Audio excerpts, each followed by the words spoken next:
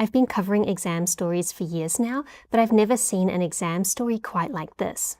The 2026 NEET exam in India has been making headline news all around the world, and that's not a very common thing for an exam to do. NEET is India's national medical entrance examination, and on the 3rd of May this year, more than 2 million students sat down to take it. But 9 days later, the entire exam was cancelled. Evidence emerged that some of the real test questions had been circulating before the exam, and so every candidate was told that their first attempt would no longer count and they would need to resit an entirely new exam. That left India with just under 6 weeks to organise one of the largest exam resets in history, and the chaos surrounding it has turned into one of the largest controversies in the history of their education system. A new paper had to be written and translated, and the 2 million students needed to re-prepare and get themselves back to exam centres, and the authorities had to convince everyone that the second paper would remain secure. The re-exam took place on the 21st of June, but the controversy didn't end when the students put their pens down. In fact, it's grown into protests on the streets, demands for the resignation of India's education minister, and even a currently ongoing hunger strike. So as an outsider, I wanted to try and understand how questions from such a heavily guarded exam could be leaked, and why this has grown to become about much more than just an exam. These are some of the questions from the original exam in May. These photos were uploaded after the exam. NEET contains physics, chemistry, and biology. Students answer 180 multiple choice questions in just over 3 hours. They receive 4 marks for a correct answer, but lose 1 mark for every incorrect answer, and that's to discourage people from guessing. A single question like this might not seem too bad, particularly if you have studied this topic, but the challenge is answering question after question under time pressure while knowing that a single mark could move you thousands of places in the rankings. These chemistry questions are particularly interesting because chemistry would become central to the cheating investigation. To understand why this story hits so hard in India, you need to understand the stakes of this exam. NEET is not simply an exam that determines whether you pass or fail a school subject. It is the main gateway into undergraduate medical education across the country. More than 2 million candidates compete, but only about 5 or 6% of them will obtain a spot in medical college. In previous videos on my channel, I've called NEET one of the most competitive exams in the world. Security is tight for the exam. Question papers are transported in GPS-enabled vehicles with police escorts.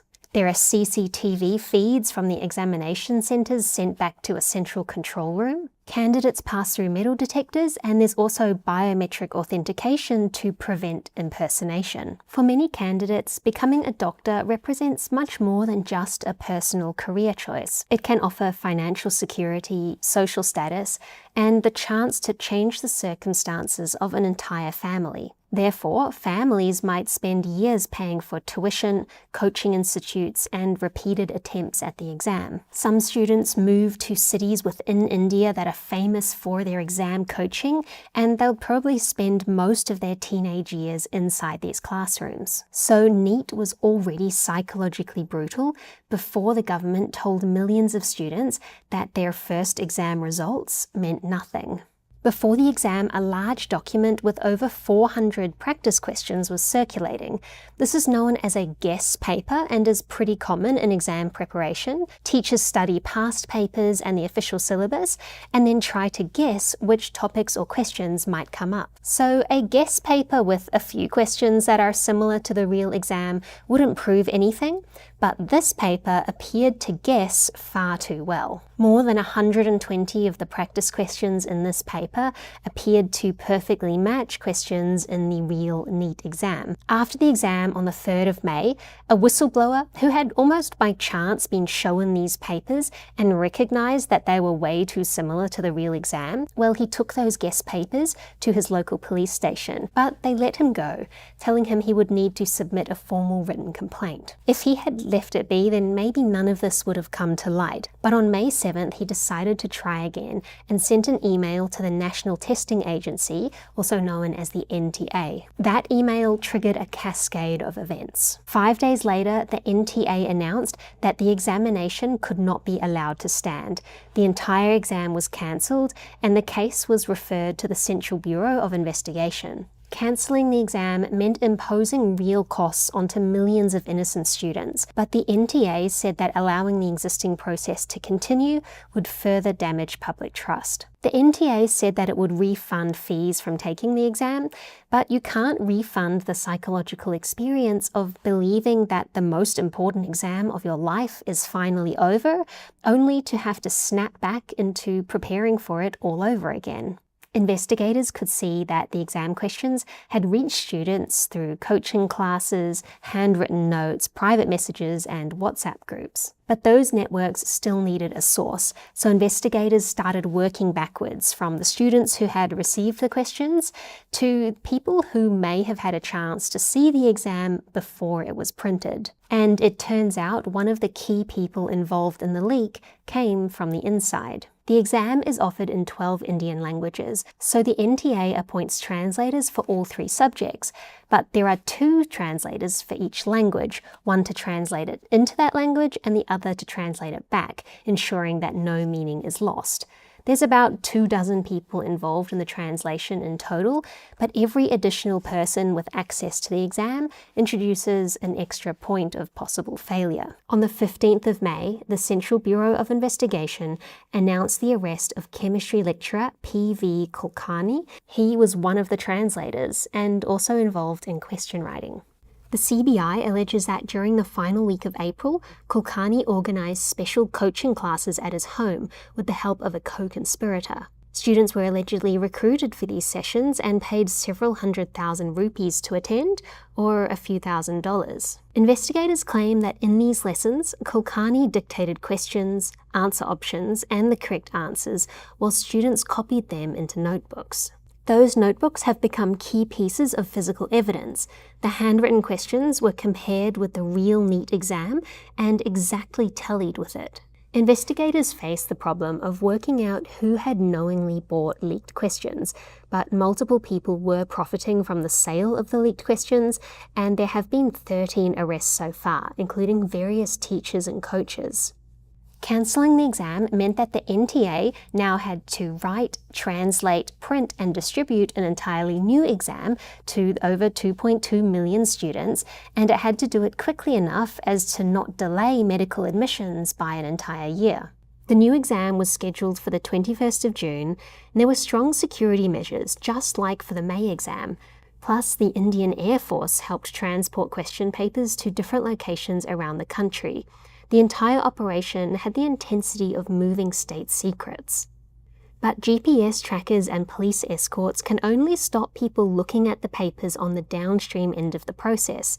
They cannot protect questions that have already been copied by someone involved in creating or translating them.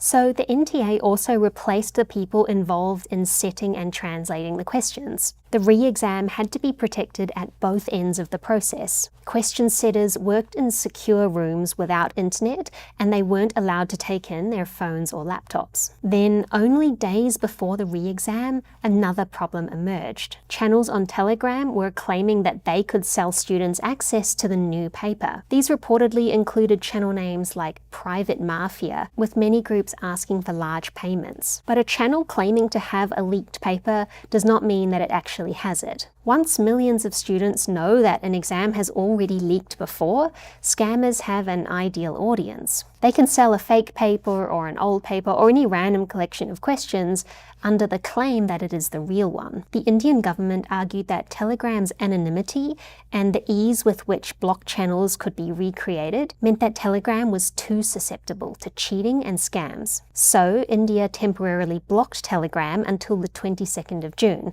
the day after the re-exam. exam. Telegram's founder argued against the ban, saying that it punished ordinary users, and many people thought it was a disproportionate restriction on free speech that didn't address the source of the leak anyway. But the government said it was a last resort after attempts to take down the offending content had failed. The re-exam went ahead on the 21st of June. This copy of the re-exam paper was published by Aakash, a coaching institute. There is currently no confirmed evidence that the replacement paper was leaked, and the results are due to be released on July 20th.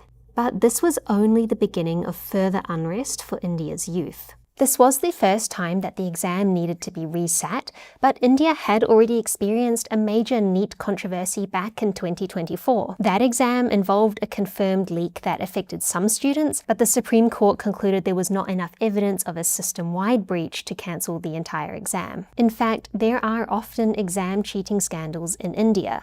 NEET questions were also said to be leaked in 2021 and 2016, and it seems that the examination system under the Modi government has become associated with disorder, distrust, and chaos. This reset process was highly traumatic for students, and reportedly some candidates took their own life in the stress of it all.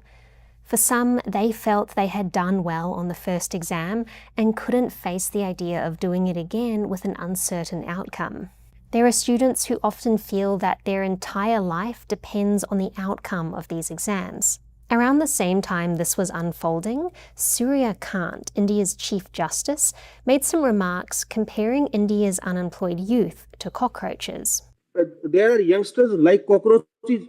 They don't get any employment. India does have an unemployment crisis despite high education rates, but people heard these comments about them and felt like it's not their fault, rather it's the result of a system designed to keep them powerless. That anger became attached to a new political movement called the Cockroach Janta Party, or CJP. They took that cockroach name and made it their own. The group was founded by Abhijit Dipka as a satirical online movement claiming to represent young people who felt ignored, overworked, or treated as disposable by the political system. The eligibility requirements initially said that you needed to be lazy, unemployed, and chronically online. But the joke rapidly developed a serious audience. The CJP has gained nearly 22 million followers on Instagram in the last couple of months. They are currently protesting and demanding the resignation of India's education minister. CJP's argument is that arresting teachers and middlemen is not enough. If national exams repeatedly failed, then responsibility needed to reach the people in charge. The protest escalated recently when activist Sonam Wangchuk joined it. On the 28th of June, he started a hunger strike in New Delhi alongside a CJP protest.